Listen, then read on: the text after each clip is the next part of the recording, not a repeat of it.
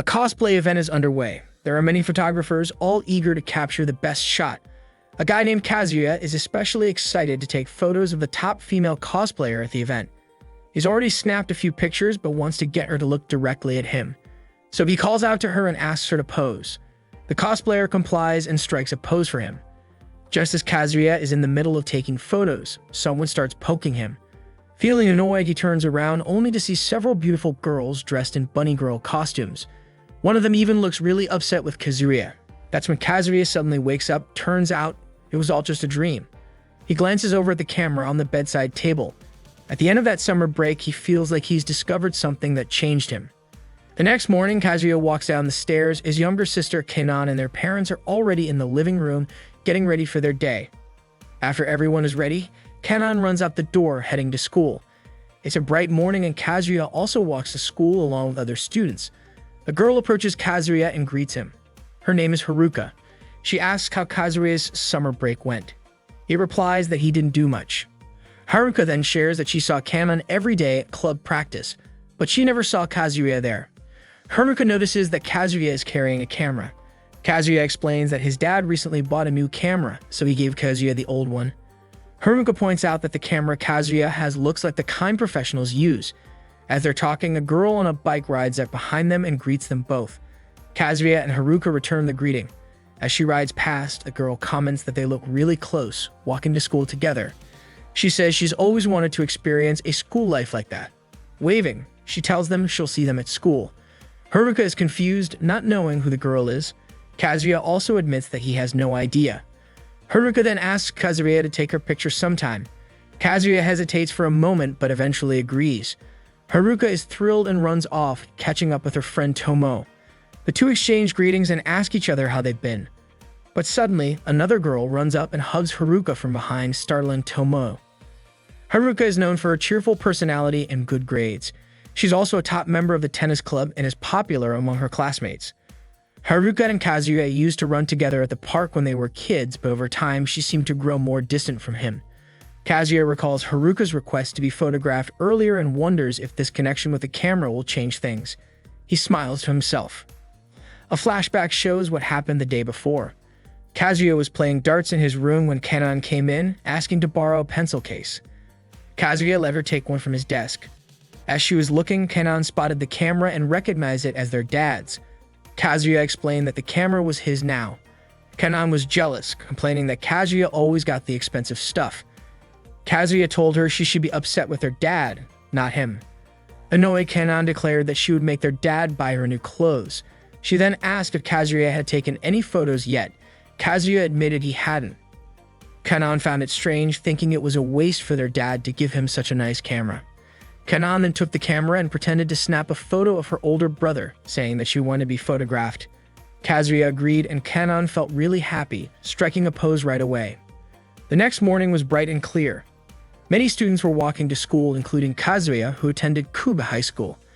It was a private school that could be found almost anywhere. But what set it apart was the freedom given to its students to express their passions through club activities like tennis, basketball, swimming, and more. The woman who had been cycling earlier and greeted Kazuya appeared surprised and quickly apologized. It turned out she was a new teacher at the school and had accidentally entered the wrong classroom on her first day. Kazuya, who was in that class, just smiled. Now he knew that the woman who greeted him earlier that morning was the new teacher. It had been 40 days since Kazuya last attended school. He felt like nothing had changed at all. Time continued to pass as it always had. Same class, same uniform, and the same school. Kazuya picked up his camera, then ran through the hallway, almost bumping into a girl. In Kazuya's mind, the only thing that might be different now was that he saw everyone as a photo subject. Kazuya ran past the sports field and spotted a girl practicing rhythmic gymnastics. He quickly took the opportunity to snap a few photos. He managed to capture several shots before the girl noticed him. They made eye contact and both exchanged greetings. Kazuya explained that he was out and about looking for photo subjects, and then he saw her dancing. They started chatting outside. The girl was surprised when she found out Kazuya was Kanon's older brother. Kazuya also realized that the girl was Kanon's friend. She introduced herself as Sakuramai from Class 1. The two of them shared some laughs, enjoying each other's company. Meanwhile, a boy was watching them, hiding behind a board. It seemed like neither Kazuya nor Mei noticed him. The scene shifted back to the classroom, where everyone was focused on the lesson being taught by their teacher. Kazuya, however, seemed drowsy as he followed along. During the break, Kazuya used his camera to snap a few pictures of various subjects. He felt much braver when holding the camera, like it helped him break out of his monotonous life. While taking a few shots, Kazuya happened to spot a woman on the rooftop holding a camera, photographing something as well. Suddenly, Kazuya heard a girl call him Dart Soon. He recognized the voice. It was Minoka. She was frustrated because she had called Dart Soon several times, but Kazuya had responded. Kazuya then told her he'd prefer it if she stopped calling him Dart Soon. Nanoka replied that the nickname suited him since he played darts so often. The name just fit. Nanoka then asked what Kazuya was holding and if he had picked up a new hobby. Kazuya explained that it was a camera his dad gave him. Nanoka asked if Kazuya had taken a lot of pictures with it, and he said yes. Then Nanoka told Kazuya that it seemed like he had forgotten to photograph something important. Naturally, Kazuya was confused and asked what she meant. Nanoka teased him, saying, a healthy, kind, beautiful girl, shining in the prime of her youth, playing softball. Kazuya looked around, trying to find the person Nanoka was talking about. Seeing his reaction, Nanoka told him there was no need to be shy. He was allowed to take as many photos of her as he wanted. Kazuya finally understood Nanoka wanted to be photographed. She immediately brightened up, excited to be the subject of Kazuya's camera. He agreed, and Nanoka began posing with her softball moves for him to capture. However, in the end, she stuck out her tongue and made a silly face at the camera. Kazuya was startled, but that funny face was the shot he managed to capture. Nanoka laughed, saying she was just messing around and felt like doing it. She then said goodbye and headed back to practice softball again. Kazuya looked at the photo he had just taken. Suddenly, someone jumped from a tree into the bushes. It was a mysterious-looking guy wearing glasses. Kazuya and the guy then walked down the school hallway. The guy said he admired Kazuya for getting people to ask him to take their pictures. He said Kazuya had a bright future with his camera. He also apologized for following Kazuya's every move that day. Kazuya responded that he hadn't noticed at all. The guy then advised Kazuya to broaden his perspective and be aware of his surroundings. Don't just focus on the object right in front of him. The guy finally introduced himself as Kuda Hiromichi from Class 3 and said he was the president of the photography club. Hiromichi then offered Kazuya a spot in the photography club, believing that Kazuya had great potential. Kazuya was surprised by this offer. Hiromichi encouraged Kazuya to think about how the daily routines at Kuba High School seemed to be stuck. The students worked hard on their club activities, rushing home afterward. Many lived similar lives day in and day out. But Hiromichi imagined how a strong gust of wind could blow through, bringing change and excitement. Hiromichi then invited Kazuya into the photography club room. Kazuya scanned the room from one side to the other. He wondered why there was a curtain dividing the space in two. Hiromichi told him not to worry about it. Other club members were there too. A boy named Nakagawa Ida from Class 2 introduced himself. He was a short guy with a special talent for taking low-angle shots. His nickname was Low Angle Nakagawa. Then another boy introduced himself as Azuma Takahashi from Class 2. Due to his height, he was skilled at taking photos from high angles. His nickname was Boo Blimps Azuma. Hiromichi explained that borderline eroticism is aesthetics. Borderline eroticism is art. Then, another member suddenly appeared mysteriously in the middle of the group. It was a girl named Cheetah from Class 1, and her nickname was Stealthy Cheetah. Kazuya introduced himself, and Hiromichi explained that Cheetah's specialty was stealth photography. It's about blending into the background and photographing an unsuspecting subject. Kazuya commented that it sounded a lot like sneak photography, but Hiromichi and the others quickly rejected that term. They clarified that they didn't hide their cameras in suitcases or plastic bags, and they only took pictures of people in public areas designated by the school. Plus, they always got the subject's consent before releasing the photos. Kazuya was still a bit unsure, but he began to understand more.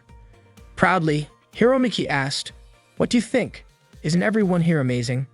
He invited Kazuya to become part of the club. Hiromichi also mentioned that he knew Kazuya was childhood friends with Mimi Haruka, who was a school idol. Plus, Kazuya was close friends with Masaki Nanoka, a star of the softball club, and Sakura Mae from the rhythmic gymnastics club. Kazuya hesitated. Hiromichi kept urging him, saying that the photography club was a lot of fun. Kazuya started to imagine all the girls at school he could photograph, but his fantasy was interrupted when a girl suddenly appeared from behind the curtain.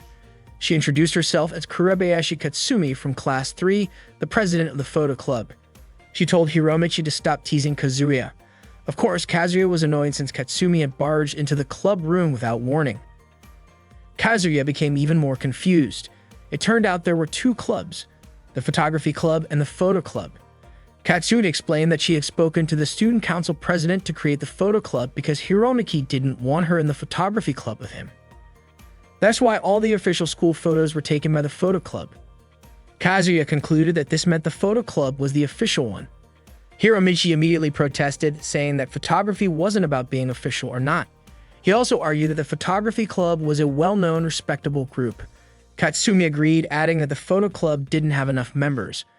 One of their members, Ru, was already in the volleyball club, so technically they weren't even an official club anymore. Ru, who was standing next to Katsumi, mentioned that she could quit the volleyball club anytime, but Katsumi wouldn't let her. Katsumi then asked Kazuya if he wanted to join the photo club. That way, they would be one step closer to becoming an official club. Katsumi then talked about the beauty of nature, which would be a perfect subject for them to photograph together. Hearing this, Hiromichi protested, saying that there's nothing more beautiful than borderline eroticism. Katsumi wasn't backing down either and pointed out that all the members of the photo club were girls, meaning Kazuya would have a fun time with them. Hiromichi and Katsumi both exclaimed that they were pursuing true beauty. Kazuya became more confused as everyone awaited his answer. Kazuya started imagining, did he really want to take pictures of the beautiful girls at his school? Was that even allowed? Ru then pulled Katsumi aside, saying that boys shouldn't be in the photo club. Katsumi argued that gender had nothing to do with someone's love for photography. Hiromichi continued to persuade Kazuya, saying that an artist must always express what's inside. Kazuya felt the pressure mounting as he tried to decide which club to choose. Deep down, Kazuya thought he didn't want to take weird photos, but he was still very confused. Finally, Kazuya said that he felt like joining the photography club. Hiromichi and Nakagawa were thrilled, welcoming him with open arms. Nakagawa said he was ready to teach Kazuya all about cameras and everything he needed to know. All the members of the photography club warmly accepted him. Katsumi respected Kazuya's decision. She mentioned that Kazuya had fallen for Hiromichi's persuasion, but she added that he shouldn't hesitate to say hi to her. Even though they were in different clubs, their love for photography was the same. Kazuya thanked her. Katsumi and Ru then pulled the curtain and returned to their club room. Kazuya sat down thinking he might have just joined a crazy club. He started worrying, was he going to be okay? Later that afternoon, Kazuya was walking down the school hallway looking at the photos on his camera. By chance, he bumped into a girl walking down the stairs. Kazuya realized she was the girl he had seen earlier on the rooftop, taking pictures of the sky. The girl confirmed this and mentioned that she was a member of the photo club. Hearing that, Kazuya immediately knew this girl was Hikari. Surprised, Hikari turned and asked how Kazuya knew her name. Kazuya replied that it was a long story. Kazuya continued walking through the hallway when he noticed a girl slumped over a desk. He recognized her as Tomo, but what confused him was that she was sitting at Haruka's desk. Tomo slowly stood up and looked out the window with a weary expression. Kazuya was shocked to see that Tomo was crying. Still gazing outside, Tomo asked if Kazuya could keep a secret. She wanted him to promise not to tell anyone, especially Haruka, that she had been crying at Haruka's desk. Kazuya agreed, but his curiosity got the better of him and he asked why. That afternoon, Haruka was visible from the classroom window competing in a tennis match on the court below. Tomo then asked if Kazuya could keep it a secret if she told him why. With a determined look, Kazuya agreed. The morning at Kuba High School was bustling. All the students were busy with their own activities. Everyone seemed happy and energetic, except for Kazuya. That morning he yawned, feeling sleepy. Kazuya noticed something unusual. Tomoe, who normally used the front entrance, was taking a detour through the back door of the classroom, even though her seat was at the front. Kazuya remembered the promise he made to keep the secret that Tomoe had shared with him. The scene then shifted to the sports field, where Tomoe was. Meanwhile, Kazuya was in the classroom, changing into his gym clothes. Just then, Nanoka burst into the room, calling out Dartsum, but quickly covered her eyes when she realized Kazuya was in the middle of changing. Kazuya approached her after seeing what happened. Nanoka explained that she wanted to borrow Kazuya's English textbook. Normally, she borrowed from Haruka, whose notes were neat and easy to understand. However, Nanoka couldn't find her, so she decided to borrow Kazuya's book instead. Kazuya agreed and told Nanoka to grab the book from his locker. Nonoka went in and took the book, and Kazuya walked out of the classroom. In a hurry, Kazuya ran down the stairs. By accident, he bumped into Miroto and almost collided with her. Naturally, Miroto was annoyed, and Kazuya quickly apologized. Kazuya knew that the woman named Miroto was the president of the student council. Miroto scolded him for not following the school rule of walking on the right side of the hallway. Kazuya was confused. He didn't know such a rule existed. Miroto explained that the rule was stated in the first student handbook in the section on school life, which said, "No running in the hallways or on the stairs. Always stay on the right side." Miroto then suggested that Kazuya read the student handbook. Kazuya was impressed and asked if Miroto had memorized all the school rules. Miroto confirmed this, as she was the student council president after all. They then parted ways, each heading to their own destination. Kazuya muttered to himself, saying that Miroto was too strict. Near the shoe locker, Haruka was seen panting with a softball equipment bag by her side. Seeing this, Kazuya offered to help, but Haruka said she could carry it herself. Kazuya felt embarrassed when his stomach suddenly growled. Haruka grew concerned, but Kazuya reassured her that he was just hungry because he hadn't had breakfast yet. Smiling, Haruka asked if it was true that Kazuya had joined the photography club, mentioning that Kamen had told her about it. Kazuya confirmed it. Haruka knew this was the first time Kazuya had joined a club. He hadn't been in any clubs since elementary or middle school. Kazuya explained that the club president had been so persistent in inviting him that he couldn't refuse. Haruka laughed and asked what the photography club did. After thinking for a moment, Kazuya said that the club president mentioned something about preserving the youth of the students. Haruka remarked that it sounded amazing and offered Kazuya the chance to photograph the tennis club whenever he wanted, as she wanted him to preserve her youth as well. As Haruka was about to lift her softball equipment bag, something caught her eye. It was a bright reflection. Kazuya noticed it too, and after investigating, they realized it was coming from Nakagawa and Azuma's cameras. They were secretly taking pictures. Kazuya quickly moved to shield Haruka from their cameras. Nakagawa and Azuma were frustrated by this. Swiftly, Kazuya decided to help Haruka carry the softball equipment bag to the field. Nakagawa and Azuma could only watch them in silence from behind the shoe locker. Internally, Kazuya remarked that the photography club was much more suspicious than he had expected. Once outside, Haruka noticed that Kazuya was still wearing his indoor shoes. She kindly suggested he change into his outdoor shoes. Haruka's friends had already run over to help her carry the softball equipment. Kazuya said goodbye and ran off. Haruka thanked him as he left. Kazuya couldn't focus during the soccer game because he was so hungry, which caused him to get hit in the face by the ball, leaving him with a bruised face. Unexpectedly, Kenan walked by, laughing at her older brother. Without even looking, Kazuya knew it was Kenan just from hearing the bell charm on her phone. Holding his stomach, Kazuya said he was so hungry that his stomach was growling. Feeling sorry for him, Kenan pulled out a pack of jelly for him to drink. Of course, Kazuya was thrilled and eagerly drank it. Kenan had originally brought it for herself to enjoy after her morning practice, but luckily for Kazuya, she hadn't gotten around to it yet. As Kazuya was enjoying the jelly, Miroto suddenly approached him. Startled, Kazuya almost choked. Miroto then recited the school rule that prohibits eating and drinking outside of break times and said it should only be done in the cafeteria. She told Kazuya to finish the jelly in the cafeteria and then walked off. Kenan was impressed by how strict Miroto was when it came to enforcing school rules. Kazuya glanced at the bell charm Kenan had, admiring the fact that she still carried it around. Kenan explained that of course she kept it because it was a gift from her older brother when she was very little. It was incredibly valuable to her. After school, Kazuya took pictures of Mai as she practiced rhythmic gymnastics. Mai noticed him and asked him to talk outside. She informed Kazuya that members of the photography club were banned from the gym during the rhythmic gymnastics practice. Surprised, Kazuya asked why. Mai explained that some of the photography club members kept taking pictures of them from embarrassing angles. Kazuya immediately thought of Nakagawa and Azuma doing that. He assured Mai that he wasn't involved in any of that. Mai was relieved, saying she trusted that Kazuya wouldn't take photos like that. Kazuya felt a bit frustrated since he had just started learning photography, but now he had to deal with these restrictions. Mai said she would speak to the club president and request special permission for Kazuya to enter. Kazuya was both shocked and happy to hear this. Mai hurried off to talk to the club president right away. As soon as Mai went back into the room, Nakagawa suddenly appeared from behind a board saying Kazuya did a great job. Nakagawa had been hiding there the whole time. He mentioned that so far, Mai and Kano were the two most popular girls. Nakagawa congratulated Kazuya for getting special permission to bypass the ban. Kazuya asked who Mae Kano was, figuring that Mae referred to Sakura Mai, but who was Kano? Nakagawa answered that it was, of course, Meta Kanon. Hearing this, Kazuya was so shocked he nearly choked. Nakagawa was confused by Kazuya's reaction, so Kazuya explained that Kanon was his younger sister. Naturally, Nakagawa was stunned.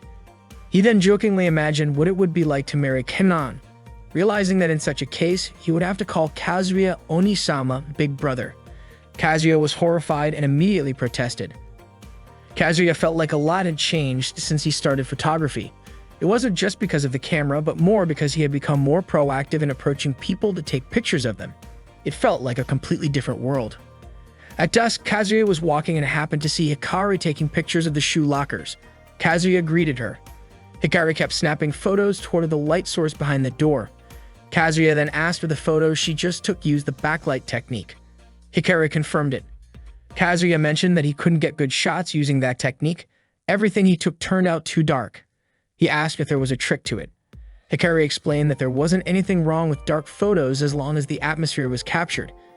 She also suggested that Kazuya try using exposure compensation.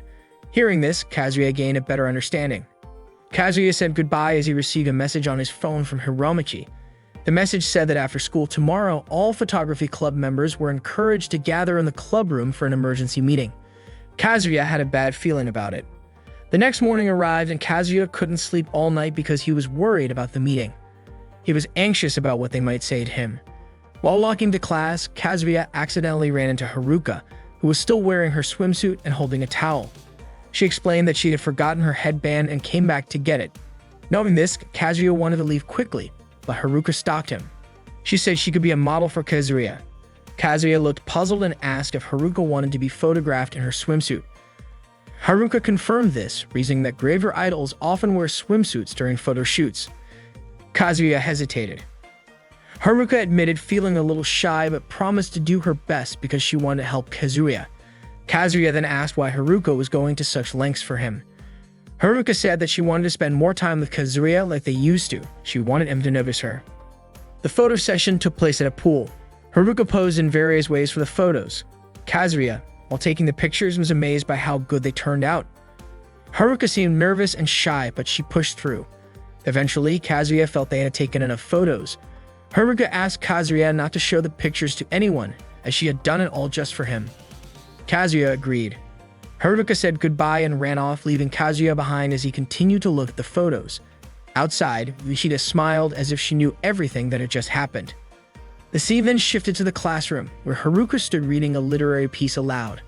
Kazuya watched her and smiled, remembering the previous day when Tomo shared a secret with him. Tomo had confessed that she wanted to be like Haruka, beautiful, kind, skilled at tennis, smart, and admired by many.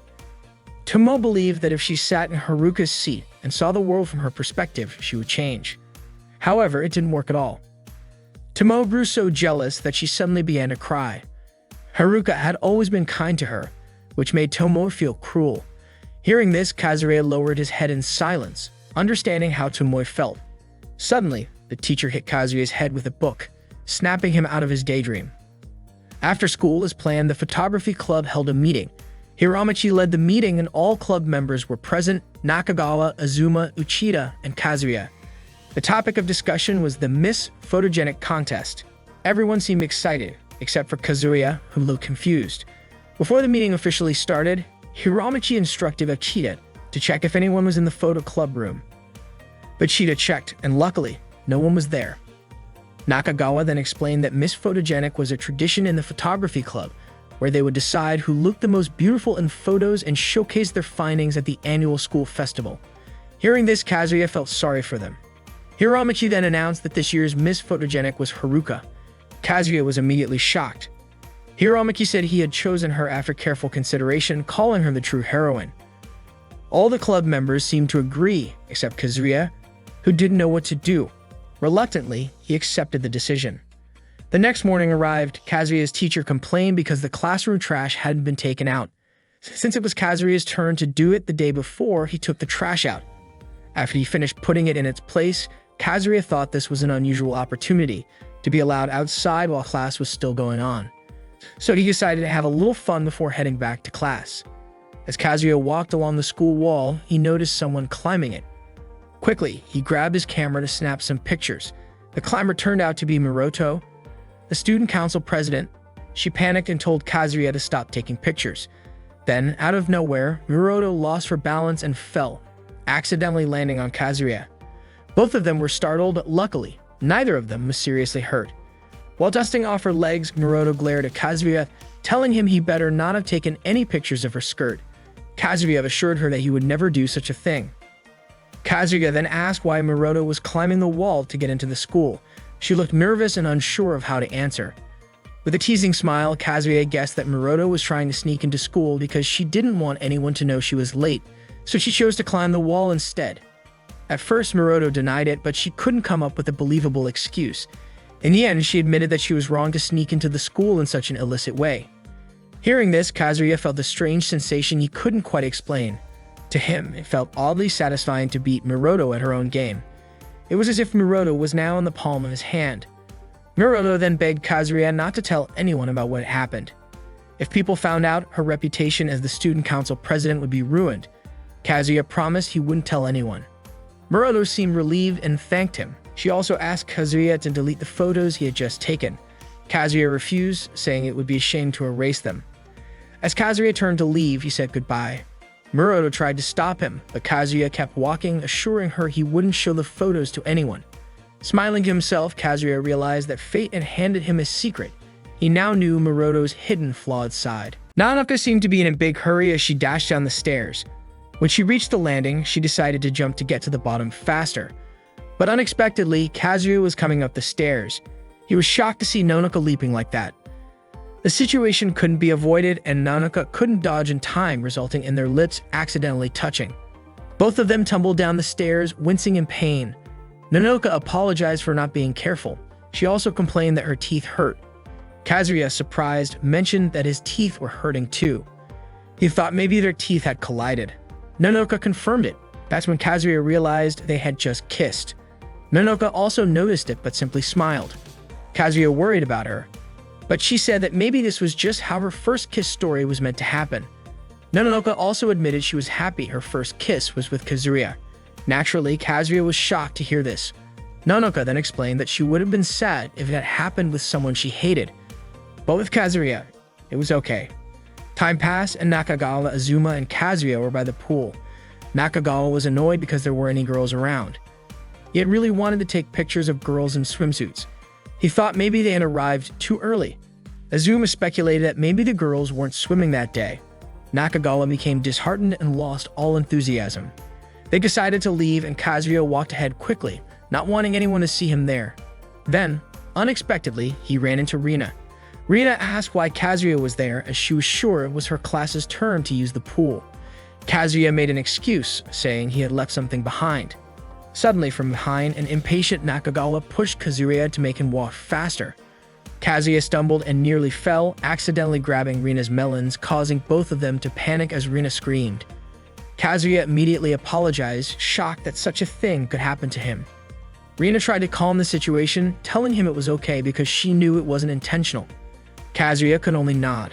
Nakagawa and Azuma were also stunned to see Rina there. When asked what they were doing there, Nakagawa quickly lied, saying they were helping Kazuya look for his lost camera lens cap. Rina accepted the explanation and admired their friendship. Kazuya and the others quickly left the area. As they walked, Nakagawa asked if it was true that Kazuya had actually grabbed Rina's melons. Kazuya replied, maybe. They were shocked and immediately jealous. Afterward, Kazuya was walking alone down the school hallway. He ran into Kanan and Mai, and they greeted each other. Kanan then reminded Mai that she wanted to tell Kazuya something. Mai told Kazuya that he had been granted permission to photograph the Rhythmic Gymnastics Club. Mai said she had successfully convinced the club president to let Kazuya in. Kazuya thanked Mai, but she also warned him to be careful. If he tried anything inappropriate, he would be banned from entering again. Kazuya agreed. Kanan and Mai said goodbye and hurried to class so they wouldn't be late. Kazuya continued walking, unaware that Uchida had overheard everything from nearby. In the school garden, Nakagawa, Azuma, and Uchida congratulated Kazuya. Naturally, Kazuya was confused about why he was being congratulated. Nakagawa explained that they had received intel from a spy that Kazuya had gotten permission to photograph the rhythmic gymnastics club. Kazuya was shocked, wondering how they could know about that. Nakagawa then pulled out 2 magazines as a reference for Kazuya. When Kazuya saw the covers, he thought they were adult magazines.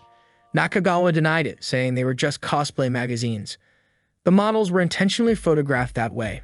Nakagawa went on, suggesting that Kazuya should learn what makes a good photo by reading those magazines. That was the least Nakagawa and the others could do for him. They were eagerly awaiting Kazuya's sexy shots of Mai. Hesitantly, Kazuya held the 2 magazines, but Nakagawa, Azuma, and Uchida were already walking away. Reluctantly, Kazuya accepted them. Later that night, Kazuya was in his room flipping through the magazines. He wanted to have some photos he could be proud of for their photography exhibition. Determined, Kazuya made up his mind to take more pictures to achieve that goal. The next day, Miroto was practicing diving at the school pool. She didn't realize Kazuya was nearby. Miroto scolded Kazuya for being at the pool while the girls were having their swim class. Kazuya defended himself, saying it was already lunchtime. Miroto hadn't realized she had been there for too long. Kazuya then complimented Miroto's diving, saying she moved like a professional diver. Miroto revealed that she had been a competitive diver at the school, part of the swim club, until last year. She had to quit because her duties as student council president became too overwhelming. Kazuya thought it was a shame, but Miroto said it was fine since there were far better divers in Japan and she wasn't that great. Kazuya expressed regret that he hadn't been able to photograph Miroto during her competitions. To him, her dives were impressive. Kazuya's gaze moved from her feet to her head, making Miroto embarrassed, and she covered her body with her hands. Kazuya quickly apologized. He remarked that Miroto, who was usually strict about enforcing school rules, seemed so different now. Then Kazuya asked if he could take a picture of Miroto in her swimsuit. Naturally, Miroto was shocked and refused, feeling embarrassed. But then Kazuya shouted illicit entry. Miroto panicked, thinking Kazuya was blackmailing her. She nervously asked what would happen if she refused. Kazuya didn't respond. Miroto continued, asking if Kazuya would make a poster out of the photo and stick it outside the staff room or email it to all the students. Kazuya actually said that sounded like a good idea. Miroto became even more annoyed, thinking Kazuya should have already come up with that plan himself. Kazuya repeated that he wanted to take Miroto's picture. Reluctantly, Miroto agreed. She asked what kind of pose Kazuya wanted. After thinking for a moment, Kazuya said, if possible, he'd like a sexy pose. Miroto was, of course, shocked and angrily protested, but feeling like she had no choice, she went along with it. Kazuya started taking pictures of Miroto with his camera. Miroto posed the best she could, though she was clearly feeling embarrassed. As she posed, Miroto told Kazuya to hurry up and take the photos. She didn't want to stay in those poses for too long. Pose after pose, Miroto continued while Kazuya commented that maybe things would be better if Miroto weren't so strict. Miroto retorted that cameras don't capture words, all while still urging Kazuya to finish quickly. Kazuya managed to take plenty of shots of Miroto in various poses. At one point, they locked eyes for a moment before suddenly, Hiromichi showed up, clapping his hands in admiration for Kazuya. Hiromichi also remarked that he never expected Miroto to have such a daring side, considering her usually strict and disciplined personality. Miroto tried to excuse herself, saying there was a reason for everything before running off and telling Kazuya not to show those photos to anyone. Kazuya agreed. Hiromichi again expressed his admiration for Kazuya, surprised that Kazuya could get Miroto to follow his directions. Kazuya just said that it was a long story. Hiromichi could tell Kazuya was hiding something and mentioned that maybe Kazuya's enthusiasm had reminded Miroto how she used to be. Hiromichi shared that Miroto was burdened by all her parents' expectations. Kazuya remained silent, listening to Hiromichi's story. The scene then shifted to inside the school, where Kazuya was walking with Haruka. Haruka was impressed, noticing that Kazuya was reading a photography book. She thought that Kazuya was really serious about photography now. Kazuya said that photography had become something he really enjoyed. Haruka's friend called for her, so she rushed off but told Kazuya to let her know if he ever wanted her to model for him again. Kazuya agreed and thanked her. At the end of the school hallway, Nakagawa and Azuma were seen mopping the floor until it was sparkling clean. After finishing, they walked past Kazuya and mentioned that tomorrow they would start Operation Mimi Haruka. This surprised and panicked Kazuya, who immediately started thinking of a way to stop it.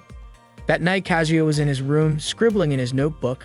trying to figure out how to prevent Operation Mimi Haruka. He thought about it late into the night until he finally fell asleep. The next morning, Kazuya walked to school, yawning the whole way. He regretted falling asleep before figuring anything out, but remained determined to stop Operation Mimi Haruka. Near the river, Kazuya spotted Hikari taking pictures of the lake's scenery. When asked, Hikari explained that she was photographing the water's surface and told Kazuya not to mind her. She said this was the perfect time to capture the sparkle of the water's reflection in the morning sunlight. Kazuya continued walking and told Hikari to show him her photos sometime. The scene then shifted to the classroom where Rina was struggling to reach something from the top of a cabinet. She asked anyone nearby for help.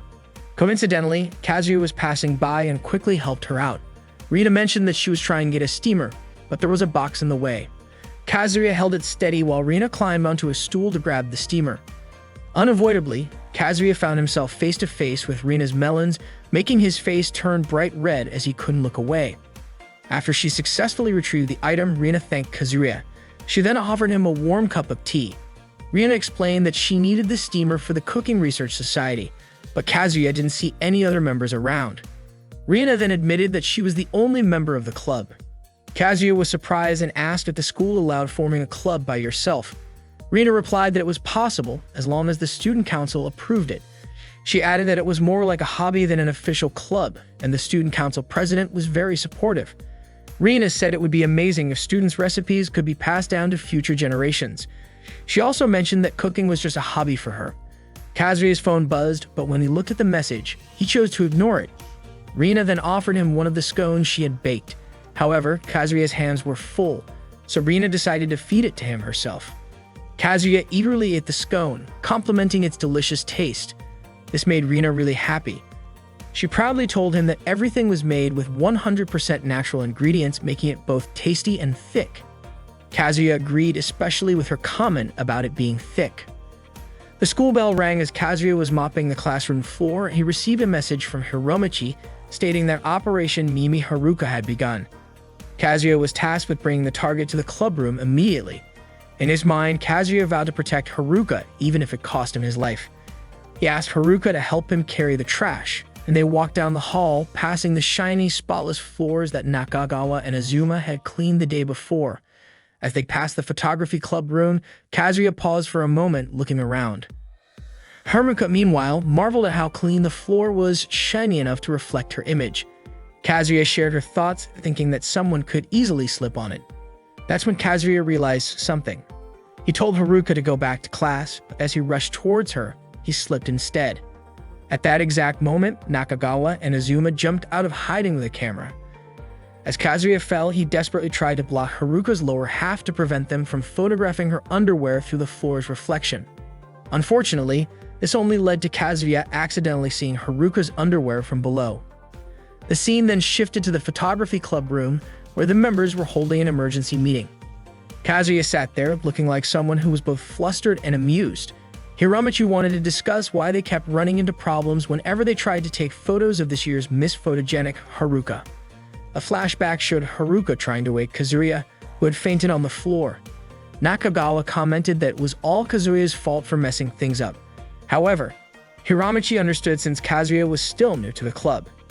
Hiromichi then decided to change their approach. Each club member would watch the target and look for any opportunity to take photos. Kazuya was shocked to hear this, especially concerning Machida.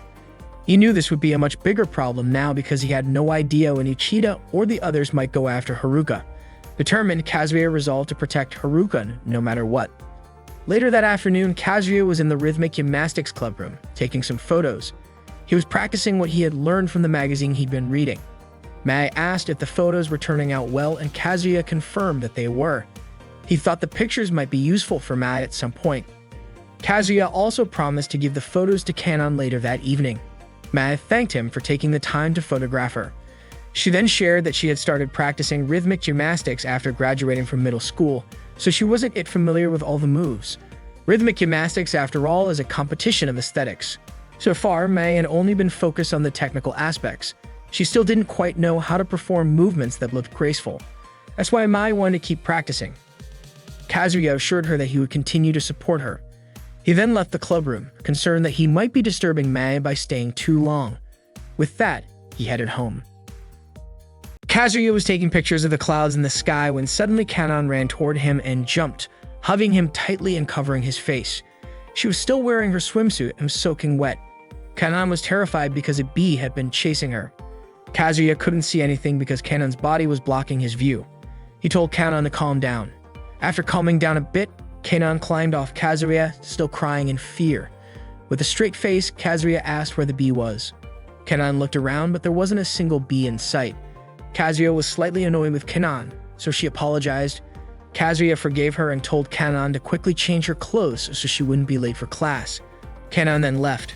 Kazuya's clothes and face were now wet because of her, but he could only accept it, looking up at the sky and enjoying the breeze. Now Kazuya was in class. He stretched, feeling exhausted at the end of the lesson. Kazuya noticed Tomo walking around the back of the classroom even though her seat was in the front. It still puzzled him. Tomo left the classroom and Kazuya got up to follow her. As he walked past the stairs, he lost sight of her. He couldn't see Tomoe anywhere down the corridor. Instead, he saw Miroto chatting with her friends, which made Kazuya panic and leave the area. He went to hide in the outdoor corridor, and that's when he spotted Tomo sitting on the stairs. Kazuya greeted her and asked if she came to this spot often. Tomo confirmed it. When Kazuya asked what book she was reading, Tomo said it was a book of poetry. Kazuya was curious why she wasn't reading it in the classroom. Tomo explained that if she read in the classroom, she'd become the center of attention. According to her, nothing good comes from being conspicuous. Tomo mentioned that she was used to being alone in that spot. Kazuya just nodded in understanding before saying goodbye. As he left, Tomo reminded Kazuya about a promise he had made. Kazuya nodded and promised to keep it. At home, Kanon was happily watching her favorite magical girl show on TV. Meanwhile, in his room, Kazuya was holding a magazine that Nakagawa had lent him. Kazuya felt like he needed to return the suspicious magazine as soon as possible. The next morning at school, Kazuya had the magazine in his bag, but he worried about the possibility of a bag inspection. So he decided to put it in his locker. In the corridor, Kanon and Nanoka were playing around with a broom and a ball of paper, pretending to play softball. Just as Kanon was about to throw the paper, she stopped and looked panicked. Miroto was standing behind Nanoka, watching them. Nanoka was startled when Miroto scolded them for playing in the school corridor, saying it was dangerous for others. While they were being scolded, Kazuya happened to walk by. Nanoka and Kanon quickly ran to him for protection. They were both scared of Miroto's intense expression when she was angry. Kazuya smiled and told them to leave it to him. He walked up to Miroto and asked her not to punish them. However, Miroto insisted that Nanoka and Kanon should still be punished for breaking the rules. Then, while placing his hand on Miroto's shoulder, Kazuya whispered illicit entry. Miroto stepped back and asked if Kazuya was blackmailing her again.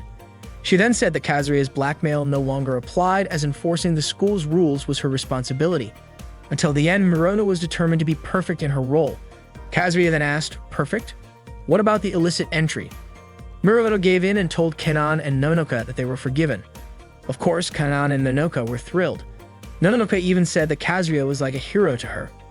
Miroto then said that she would get back at Kazuya someday and walked away. In the afternoon, the students went about their activities and the atmosphere was peaceful. But behind the school, a new teacher named Momoko seemed confused while holding a trash bag in her hand. It looked like she was lost. Kazuya, who happened to be passing by, greeted the teacher and asked what she was doing there. The teacher explained that she was told to take out the trash behind the school, but she had forgotten where the trash area was. Kazuya guessed that the teacher had gotten lost, but she denied it, saying she just didn't know where she was at the moment and had only taken the wrong path. In his mind, Kazuya thought that's exactly what being lost meant. Kazuya then helped the teacher by carrying the trash bag for her. As they walked together, the teacher commented, "Co-ed schools sure are nice."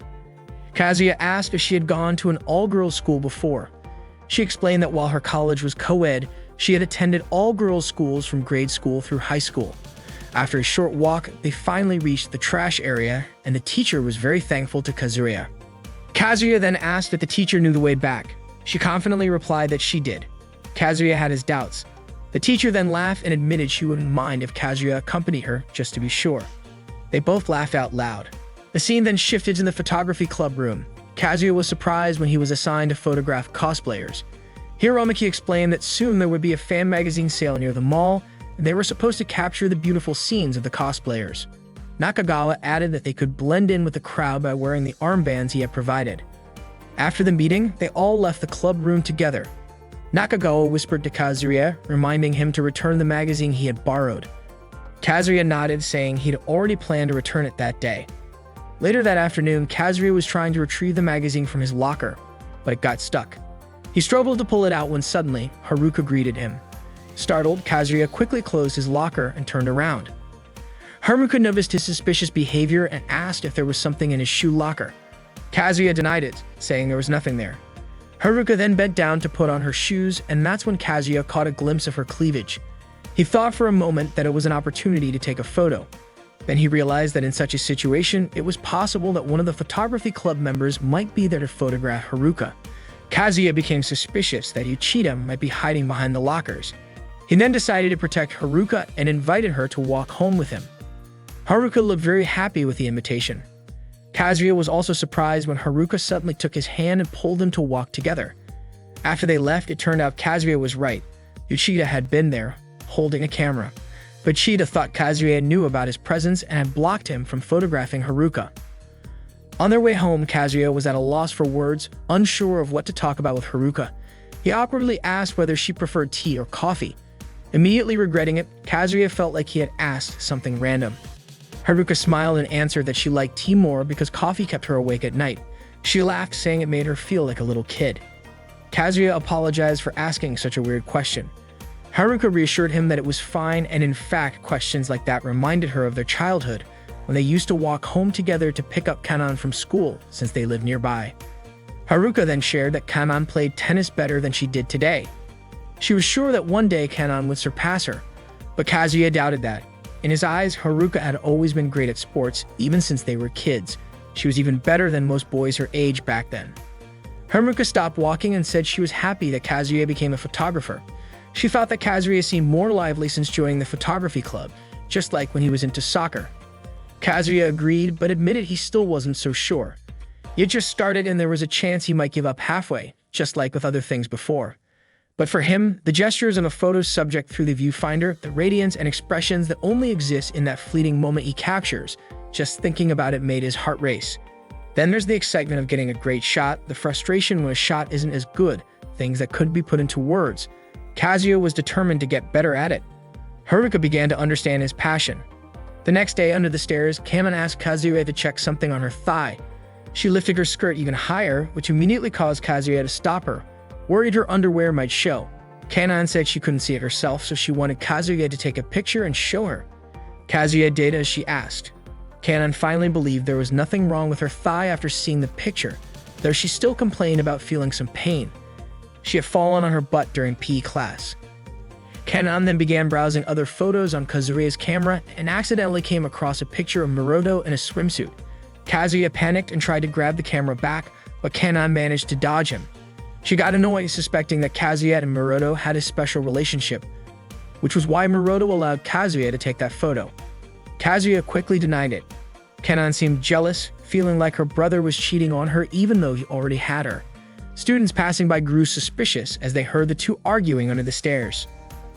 In the end, Kazuya got his camera back and was relieved he hadn't lent it to Hiromichi yet.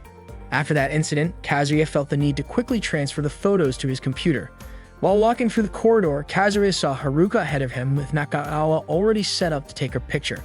Kazuya called out to Haruka and started chatting with her, which annoyed Nakagawa. Similarly, when Haruka was playing tennis, Kazuya blocked Izuma's attempt to sneak a shot of Haruka's underwear. He kept protecting Haruka from the cameras pointed at her. The scene then shifted to the library, where Maroto was visibly annoyed because Kazuya had asked her to do his homework. Maroto didn't want to, but Kazuya blackmailed her again, forcing her to do it.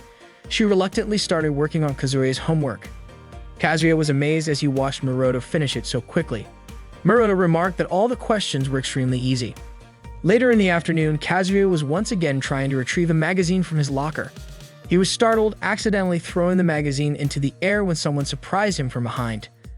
Kazuya panicked. The person who startled him turned out to be Mai. She apologized and walked over to pick up the magazine from the floor. Kazuya couldn't do anything. Mai eventually realized it was an inappropriate magazine. Kazuya quickly tried to explain that it wasn't what she thought. He insisted that the magazine wasn't his. Mai smirked slyly, clearly not believing him. Kazuya further claimed that the members of the photography club had forced him to read it. He kept trying to convince Mai, but she still didn't believe him and threatened to report it to the club president. Kazuya stopped her, saying that if the club president found out, he wouldn't be allowed to enter the rhythmic gymnastics club room anymore. Mai said that it was Kazuya's fault and that she was disappointed in him. Kazuya quickly responded, saying he'd do anything for Mai. Unexpectedly, Mai turned around with a big smile. She thought for a moment and then agreed. Mai promised to keep the secret as long as Kazuya would do anything for her. She also said that if Kazuya didn't come to her practice, she'd feel lonely. Kazuya was relieved and let out a deep breath. Then Mai said she would keep the magazine. Of course, Kazuya was shocked. Seeing his reaction, Mai asked if Kazuya wanted to keep it. Awkwardly, Kazuya denied it. Mai laughed and walked away. Deep down, Kazuya felt unlucky because now Mai had something to blackmail him with. He started thinking that it might be karma for blackmailing Muroto earlier. Later that night, Kazuya was going through his photos on his computer. He realized that he had taken too many close-up shots. He should have used different styles of photography. Kazuya felt like he needed to learn a lot more. The next day, cosplayers were posing at an event. Many photographers were there to capture the scene. Kazuya and the other photography club members were already on location as well. They agreed to split up and try to get their best shots individually. However, Kazuya felt pessimistic, thinking he couldn't do his best. Then, Hiramaki approached him and offered to show him how it's done. Hiramaki started photographing the #1 cosplayer, Alice, in various poses. Hiramaki told Kazuya that in situations like this, they should take as many photos as possible since they only have a short window of opportunity. Kazuya then mustered up the courage to ask Alice to look his way and strike a pose. Alice happily did her signature pose, fitting the character she was cosplaying. Kazuya eagerly snapped the photos, and that was his first experience photographing a cosplayer. On another occasion, Kazuya visited the place where Mai usually practiced rhythmic gymnastics. Unexpectedly, there were many girls practicing there too. Kazuya saw plenty of photo opportunities. He approached Nanoka, who was also there, and asked what all the girls were doing in that place. Nanoka replied that they were competing to see who had the most flexible body. Unhappy with that answer, a girl named Katsumi scolded Nanoka. Katsune explained that they were just doing basic training. She then told Kazuya to start photographing everything. Kazuya happily complied and began taking pictures of all their activities. He captured their stretches, whether done in pairs or individually. By chance, Kazuya also noticed that Uchida was there, stretching with Hikari. Internally, Kazuya remarked that Uchida's body was surprisingly sexy. When his lens focused on Uchida's face, he noticed she had a mole under her eye. But when he tried to photograph it, Uchida seemed to avoid the camera. Kazuya continued capturing every moment he could. He felt incredibly grateful. He thought about how many paths there were for him to take, and he was determined to find one that led to even more opportunities. Where, when, and how. It all came together from unlimited possibilities. You wouldn't find them unless you tried. Yes, the possibilities were endless. Kazuya felt that his encounter with the camera had changed him. It made him interact more with others and become closer to them. Haruka was in class, reading a book aloud. The teacher and her classmates listened intently to her reading. The teacher complimented her, saying that she had read well, and now it was Kazuya's turn. However, Kazuya was daydreaming and appeared zoned out when the teacher called on him. The teacher then told Kazuya to stop glancing at Haruka all the time and focus on the lesson. Panicked, Kazuya quickly searched for the right page in the book that he was supposed to read. Haruka, noticing Kazuya had been staring at her, blushed slightly in embarrassment. The next day, Kazuya saw Haruka sitting in the school hallway. Concerned, he approached her. Haruka told him that she was feeling a little dizzy. This immediately reminded Kazuya of a similar incident from their childhood when they were playing soccer at the park. Haruka had also been sitting down, clutching her chest in pain. Haruka, who appeared to be in discomfort, mentioned that this sometimes happens to her, possibly because of anemia.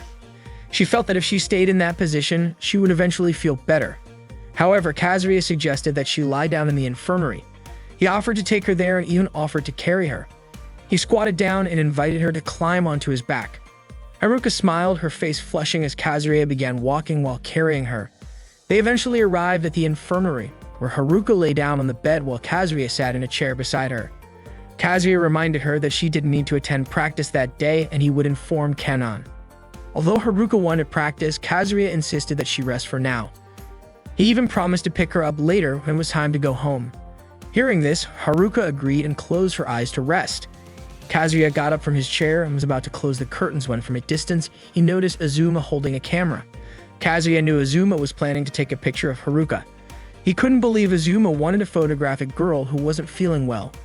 Using hand signals, Kazuya told Azuma to leave and Azuma walked away. Suddenly, Haruka said she wouldn't mind if Kazuya took a picture of her while she was asleep. Still worried, Kazuya told Haruka that it was better for her to just rest for now and that he wouldn't feel right photographing her while she was sleeping. Haruka nodded and closed her eyes again. Kazuya was reminded of that time when they were playing soccer. When he kicked the ball toward her, Haruka suddenly curled up in pain, clutching her chest.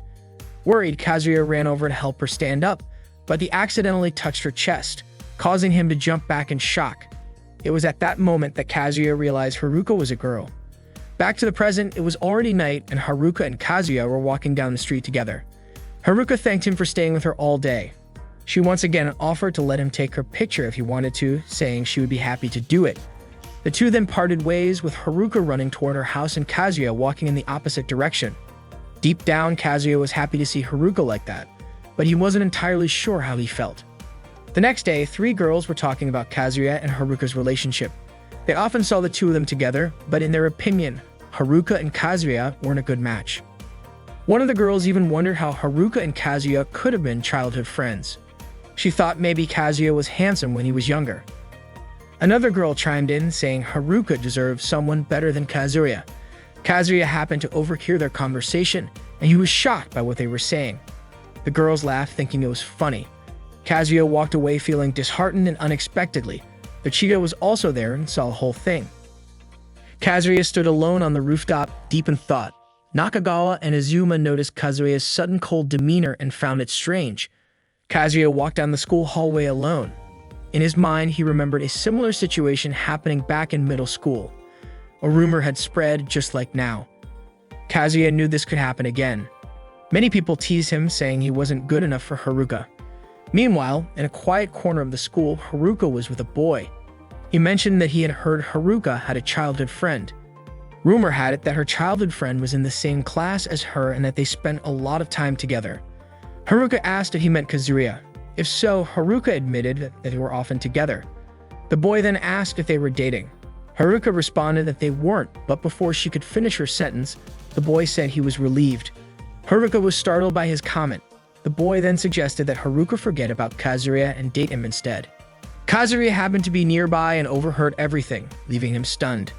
The boy went on to say that he was the star player of the school's soccer club and that Haruka was the standout player of the tennis club. He thought they would be a perfect match. Haruka just stared at him blankly. When he asked if Haruka liked him, she said it wasn't about liking or not. Haruka wanted to continue, but seeing her hesitation, the boy interrupted and said she didn't need to answer right away, giving her time to think. He then walked away. Haruka wanted to say more to him, so she chased after him.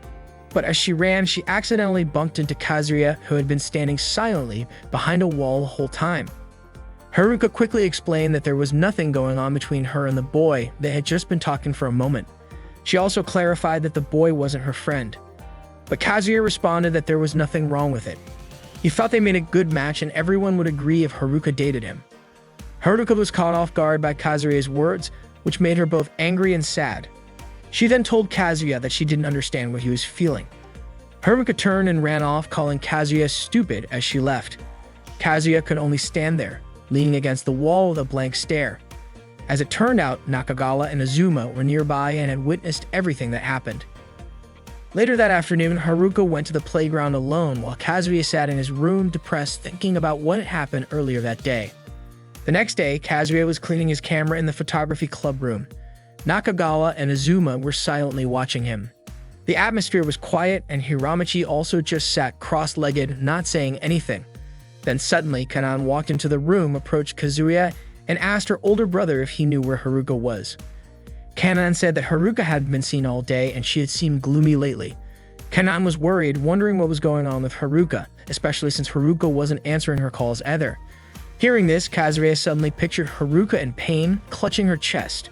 Panic and concern started to rise in him. He immediately got up from his seat and tried calling Haruka. After several attempts, there was still no answer from her. Kazuya quickly ran out of the room to search for Haruka. At the same time, there was a message from Hiramachi sent to the members of both the photography club and the photo club. The message said that for now, they needed to find Haruka and ensure the safety of their photogenic queen. In a hurry, Kazuya ran all over the school, asking other students if they had seen her, but to no avail. Since he couldn't find her on school grounds, he decided to run outside and continue the search there.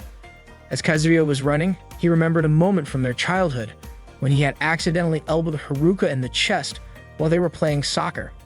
Kazuya had been really worried back then, but Haruka reassured him that she was fine. Kazuya then told her that maybe they should stop playing together because they weren't kids anymore. He thought boys and girls should play separately. Haruka cried and said she wanted to keep playing soccer. Kazuya suggested she join the girls' soccer team, confident that she would become a great player. But that wasn't what Haruka wanted to hear, and feeling frustrated, she pushed Kazuya and ran off. At the same time, other members of the photography and photo clubs were also trying to find Haruka. Another flashback occurred.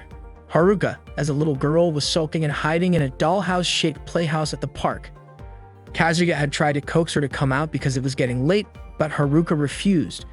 She said that if she couldn't be with Kazuya, she would feel lonely. Kazuya also recalled how Haruka had shyly offered to be his model for a photo shoot, even though she was embarrassed.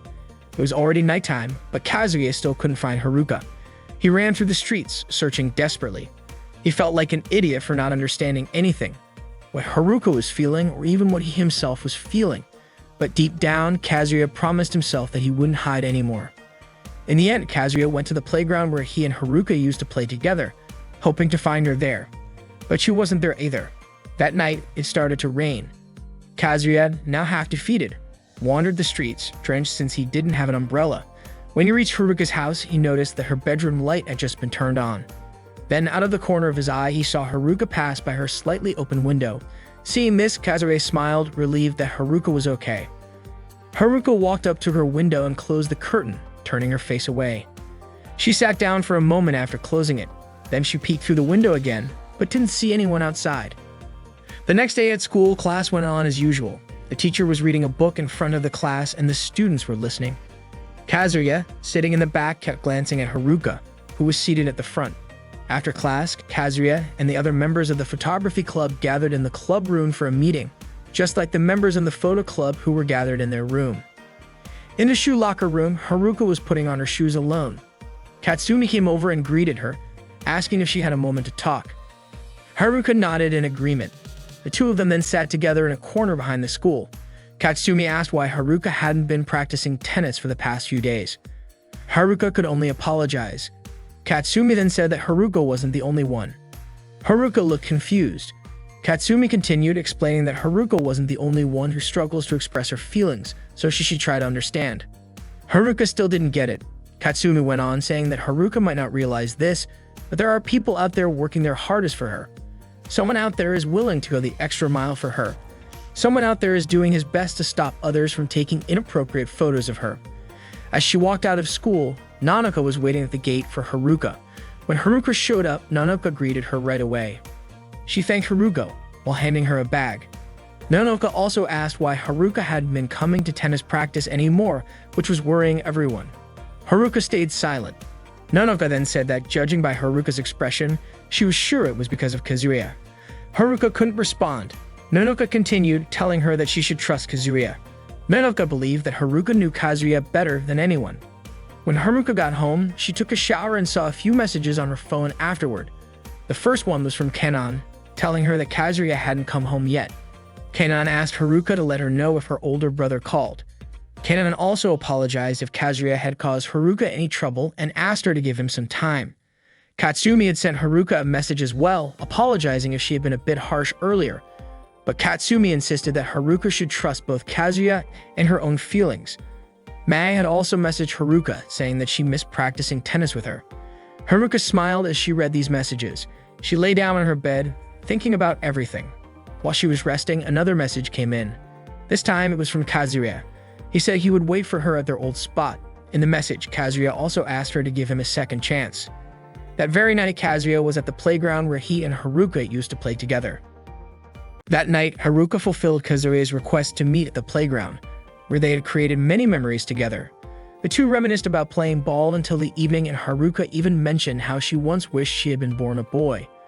Kazuya also reminded Haruka of the time he accidentally elbowed her in the chest, admitting his foolishness.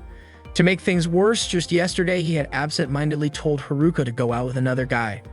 Realizing all of his mistakes, Kazuya sincerely apologized to Haruka. She then asked if he would ever leave her again, to which Kazuya promised he wouldn't. Hearing this, Haruka was overjoyed and jumped into Kazuya's arms for a hug. The night passed and their relationship returned to normal, just like before. The following afternoon, Haruka and Kazuya returned to the playground.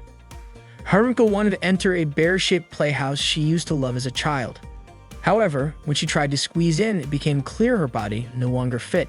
She got stuck at her waist, unable to pass through the small opening. Determined not to give up, Haruka told Kazuya to push her from behind.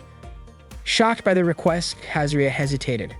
After inspecting the tight space, he admitted there was no way she could fit.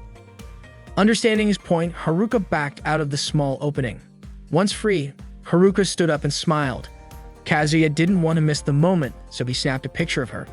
Haruka commented on how Kazuya had really grown to love photography. Kazuya agreed, acknowledging that while he was still a beginner, photography had become a hobby he felt comfortable with and wanted to pursue. Haruka was happy to hear this, though she also confessed feeling a little jealous that Kazuya had found something he was passionate about. Kazuya reminded her that she loved tennis, didn't she? Haruka agreed, but admitted she wasn't as enthusiastic about it as Kazuya was about photography. Kazuya then offered to show Haruka the photos he had taken. He was considering displaying his best shots at the upcoming school festival. Haruka happily agreed to check them out, which made Kazuya feel flattered and thankful.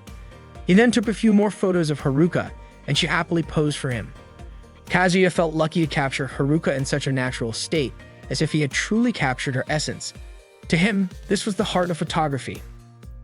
The next day, Kanan burst into Kazuya's room, rushing him to get dressed. She reminded her older brother that he had a date with Haruka today. Kazuya dismissed it, insisting it wasn't a date and that he still had plenty of time. Kanan scolded him, saying that being late for a date was practically a crime. She also told him about a fortune she heard today, which said, "You'll be luckier if you give yourself enough time." Kanan urged Kazuya to hurry, adding that the fortune also warned about troublesome friends.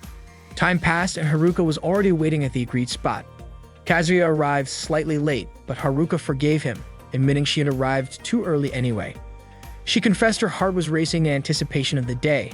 Seeing how beautiful Haruka looked in her casual outfit, Kazuya asked if he could take a picture of her, and she agreed. Soon after, Nakagawa and Azuma were out for a stroll, enjoying the bright, sunny weather. They were thrilled because it was the perfect day for both high-angle and low-angle photography.